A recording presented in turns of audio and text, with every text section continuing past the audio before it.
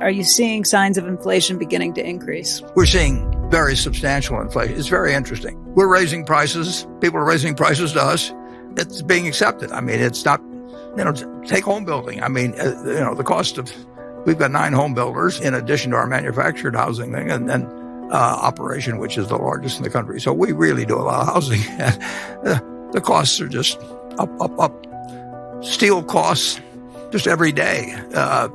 They're going up, and there hasn't yet been, because the wage stuff follows. I mean, if the UAW writes a 3-year contract, we got a 3-year contract. But if you're buying steel at General Motors or someplace, you're paying more every day.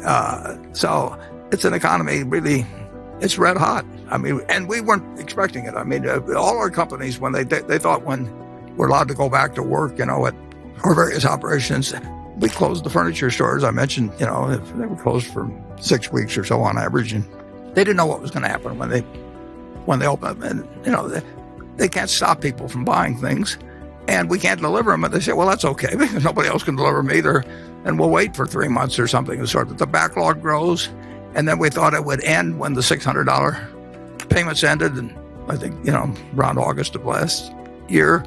It just kept going, and it keeps going, and it keeps going, and it keeps going. And I get the figures every week. I call, or Bumpkin calls me, and we go over day by day what happened at 3 different stores in Chicago and Kansas City and Dallas, and it just won't stop. People have money in their pocket, and they pay the higher prices. And when carpet prices go up in a month or two, we announced a price increase for our costs are going up. Supply chains all screwed up, for all kinds of people. But it's almost a buying frenzy, except certain areas you can't buy yet. You really can't buy international air travel, and so the money is being diverted from a piece of the economy into the rest, and everybody's got more cash in their pocket meanwhile, it's a terrible situation for a percentage of the people. This suit, I haven't worn a suit, for a year practically, and that means that the dry cleaner nurse just went out of business. I mean, and nobody's bringing in suits to get dry cleaned, and nobody's bringing in white shirts. The place where my wife goes, the small business person, if you didn't have takeout and delivery services for restaurants, you got killed. On the other hand, if you've got takeout facilities, same source sales of Dairy Queen are up a whole lot, and they adapted. But it is not a price-sensitive economy right now in the least. And I don't know exactly how when it shows up in different price indices, but there's more inflation going on quite a bit more inflation going on than people would have anticipated just 6 months ago or thereabouts. Yeah, and there's one very intelligent man who thinks it's dangerous. And that's just the start.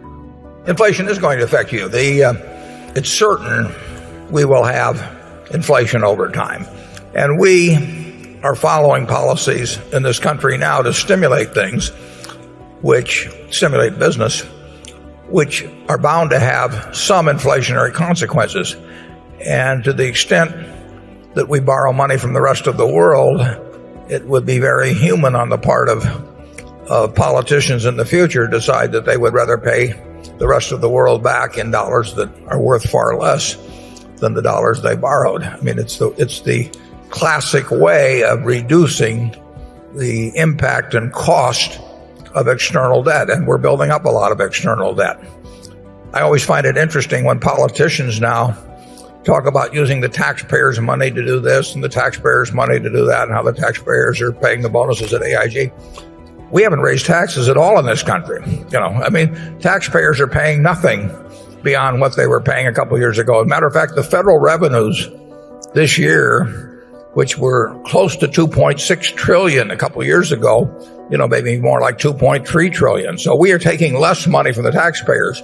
The people who are really paying for the things we're doing now will probably be the people who are buying fixed dollar investments, much of it from the U.S. government, and who will find the purchasing power when they go to redeem those investments to be far less. So you might say that the AIG bonus is probably the Chinese have are the people that are ultimately paying the most in terms of the loss of purchasing power they will have with their holdings of government bonds, U.S. government bonds many years down the road. But it sounds better to say the taxpayer than to say the Chinese are paying for it.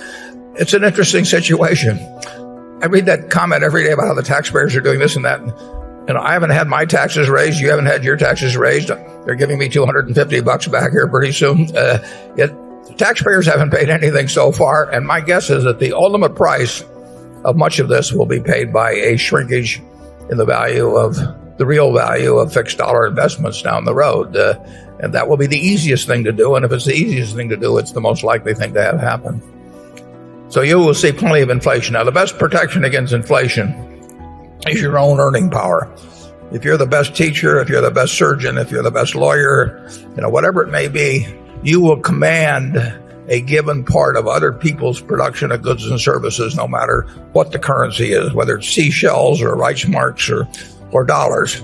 So your own earning power is the best by far. If you're the best journalist, whatever it may be, you will get your share of the national economic pie, regardless of the value of whatever the currency may be as measured against some earlier standard.